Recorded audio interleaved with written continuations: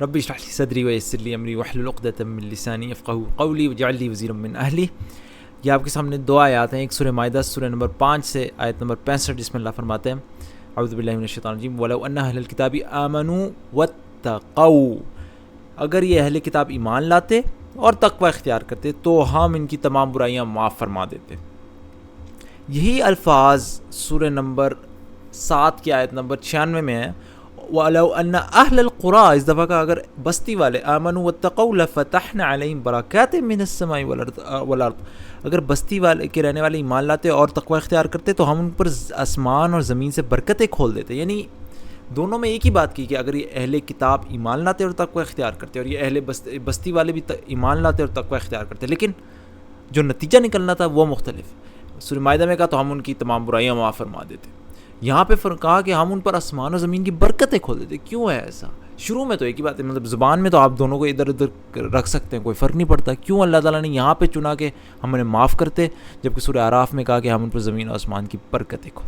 اب اس کی خوبصورتی دیکھتے ہیں سورہ مائدہ میں, جہاں پہ کہا کہ ہم ان کی برائیاں معاف فرما دیتے, جہاں پہ معافی کی بات ہے وہاں پہ ان کے جرموں کی داستان ہے. یہ آیت نمبر 65 تھی, اگر میں پیچھے سے چلتا وہاں آپ کے جرم دکھاؤں کیا کیا جرم ہے. آیت نمبر 60 سے چلتے ہیں 65 تک, کہ میں اس سے بھی زیادہ برے اجر پانے والے اللہ تعالیٰ کے نزدیک کون, وہ جس پر اللہ نے لعنت کی اور ان پر غصہ ہوا, ان پر بعض کو بندر اور سور بنا دیا. سبحان اللہ.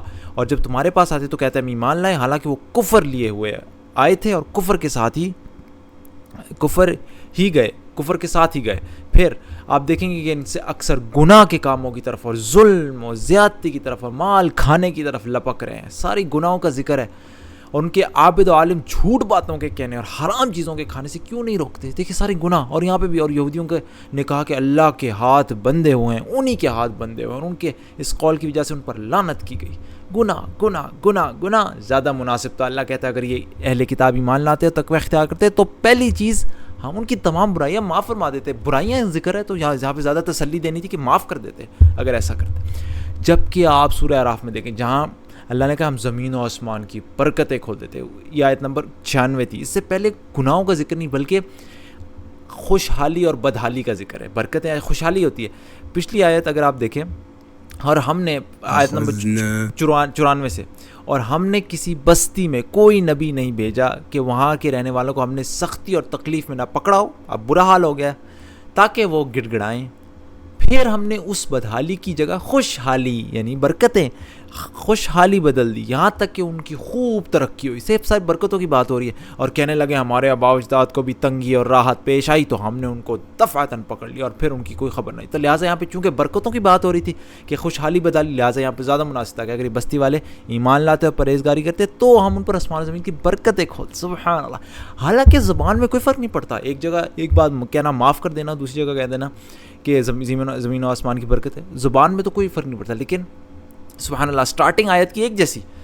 اگر بستی والے ایمان لاتے تقوی اختیار کرتے, اگر اہل کتاب ایمان لاتے تقوی اختیار کرتے, تو ہونا جو تھا وہ کانٹیکسٹ کے عین مطابق. سبحان اللہ. یہی تو مزیدار چیز ہوتی ہے قرآن. یہ پڑھتے وقت جو انسان کو لذت محسوس ہوتی ہے نا, یقین کریں دنیا کے کسی مال دولت کھانا پینا اور عیش و عشرت میں نہیں ہے جو اس چیز میں. جو لوگ عموماً کہتے ہیں نا کہ یار یہ نہ کیا, وہ کھیل نہ کھیلا, وہ کھانا نہ کھایا, یو مسڈ آؤٹ, جس کو کہتے ہیں نا FOMO, fear of missing out. اصل فومو تو یہ ہے میرے بھائی, آپ کو اصل ڈر تو اس کا ہونا چاہیے کہ اگر آپ نے ان چیزوں کو نہ دیکھا اور پھر کیا جیا میرے بھائی, یہ تو اصل لذت ہے انسان کے لیے. ایمان کی لذت تو اس طریقے سے چکھتا ہے نا انسان, کھانے پینے سے اور کھیلنے کودنے سے کیا لذت آتی ہے, جو اصل ایمان کی لذت اس سے آتی ہے. تو اللہ تعالیٰ سے دعا ہے کہ اللہ تعالیٰ ہمیں یقین کے حد تک قرآن پہ یقین دے, ایمان دے کہ اللہ کی کتاب ہے. سبحانک اللہم و بحمدک اشہد ان لا الہ الا انت استغفرک و اتوب الیک.